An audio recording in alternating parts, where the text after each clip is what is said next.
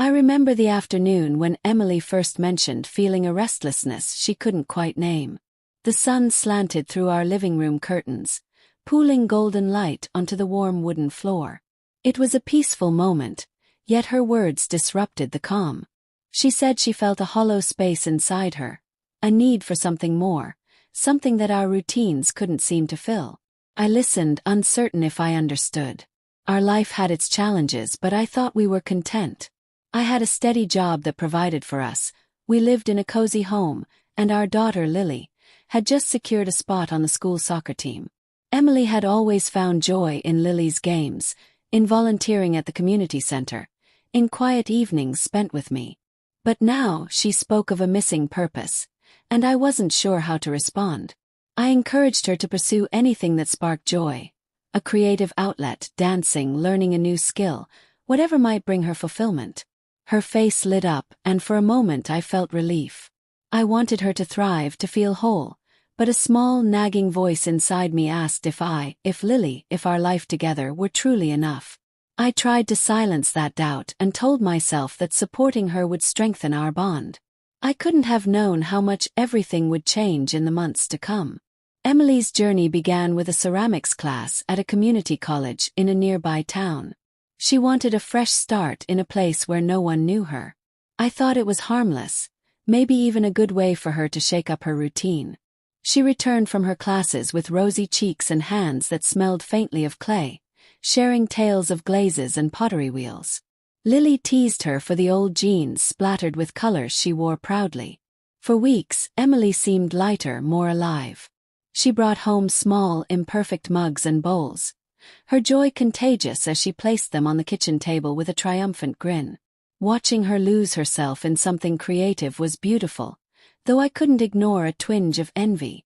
I wondered if she'd ever looked at me with the same passion I saw in her eyes when she talked about ceramics.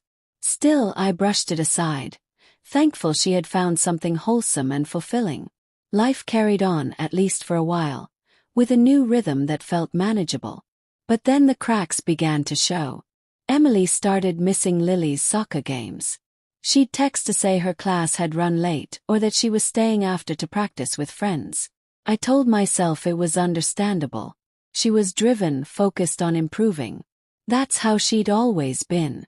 But when she missed Lily's parent-teacher conference, her absence stung more deeply. Lily noticed too.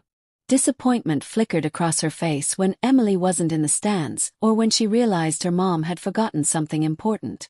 I tried to shoulder the extra weight, making dinner, helping Lily with homework, but a quiet unease settled over me. Emily talked often about a classmate named Jordan, someone she described as a kindred spirit in the world of pottery. At first, I was relieved she had found a friend, someone to share her passion. But as the weeks passed, she grew more secretive. Her phone became an extension of her hand, always tilted away when I was near. She started taking long calls behind closed doors, her voice hushed, her laughter muffled. One Saturday, Lily had an important soccer match, the kind that could secure her place on the starting lineup for next season. Emily had promised to be there. But as the teams took the field, her absence was palpable. My phone buzzed with a message. Running late. Go Jordan. I sighed, disappointment swelling in my chest.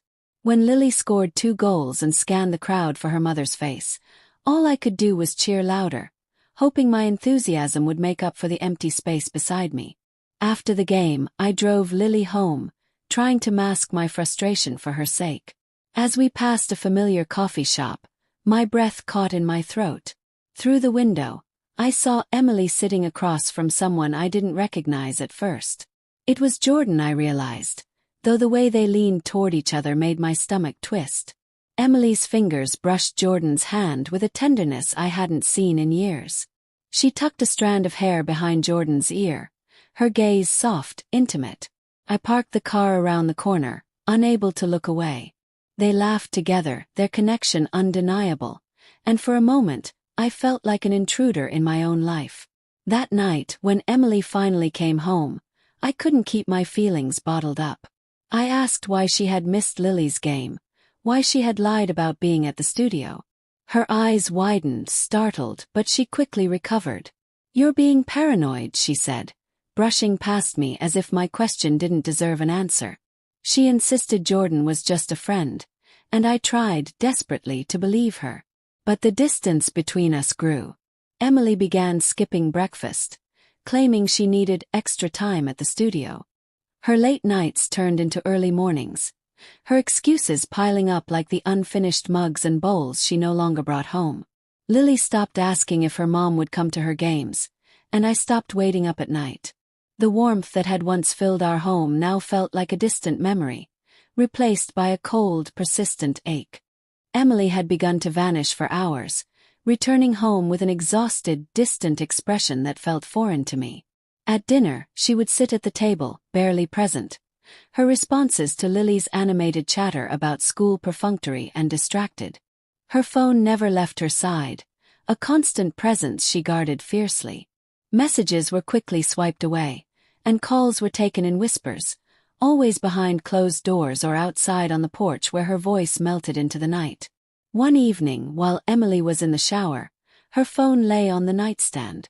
I tried to ignore it, but the temptation gnawed at me.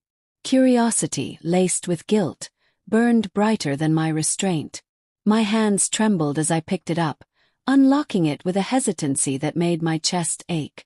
The screen lit up, and the truth stared back at me. Messages from Jordan, a flood of words that unraveled everything I thought I knew about my marriage. My heart pounded as I read through exchanges that spanned long nights into dawn. "I miss you," they said, woven between explicit details of stolen moments. There were pictures too. Intimate selfies in a car, in what appeared to be a dim motel room. My hands shook so violently that I nearly dropped the phone. The sound of the water shutting off jolted me into action. I set the phone down, retreating just as Emily emerged from the bathroom. Her hair dripped onto the floor as she looked at me with a guarded expression. "Is everything okay?" she asked, her tone almost casual. I forced a smile, feigning calm, and mumbled something about grabbing a book. Her gaze lingered on me for a moment before she nodded and turned away. I left the room, heart hammering, head spinning. The weight of what I'd discovered pressed down on me, suffocating and unrelenting. How had we come to this? I replayed memories of her laughing, whispering she loved me, and realized how hollow those words had become. In the days that followed, suspicion consumed me. I couldn't stop thinking about the texts, the pictures, the way she had lied so seamlessly. Desperate for answers, I drove to the ceramic studio unannounced one afternoon. The building was dark, locked, and lifeless.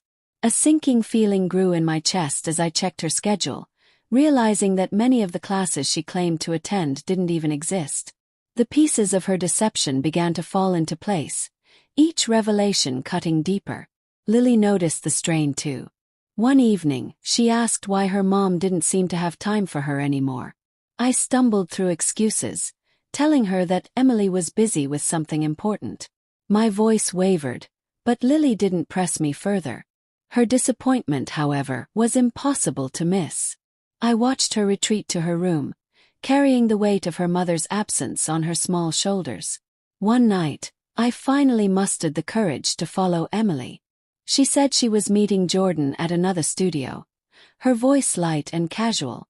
I waited until she left, then trailed her car at a safe distance, my headlights dimmed, adrenaline surging through my veins. She didn't head toward a studio but to a run-down motel on the outskirts of town. My grip on the steering wheel tightened as I watched her park and walk to one of the rooms. She disappeared behind the door, the curtains drawn tight. I sat in my car, paralyzed by disbelief, every second stretching into an eternity. An hour later, Emily emerged with Jordan. They lingered outside the room, their conversation soft but their body language speaking volumes. Emily leaned in, brushing her lips against Jordan's in a kiss that shattered the last fragments of my denial. It wasn't a brief, friendly gesture. It was intimate, charged with a passion I hadn't seen from her in years. My heart pounded against my ribs as I sped away, nearly running a stop sign in my haze of anger and heartbreak. The next morning, I confronted her. I showed her the texts, the photos, the irrefutable evidence of her betrayal. Emily's face crumpled as tears filled her eyes. She begged me to understand, claimed she never meant to hurt me or Lily. Her words were a dagger. "Jordan makes me feel alive," she confessed, her voice trembling. "For the first time in years I feel seen." The admission struck me like a blow, leaving me gasping for air. I demanded to know how long this had been going on. She confessed it had started months after she began the ceramics class. What began as a shared love of pottery had deepened into something far more intimate. We screamed at each other, the house reverberating with anger and pain until Lily woke up, wide-eyed and frightened.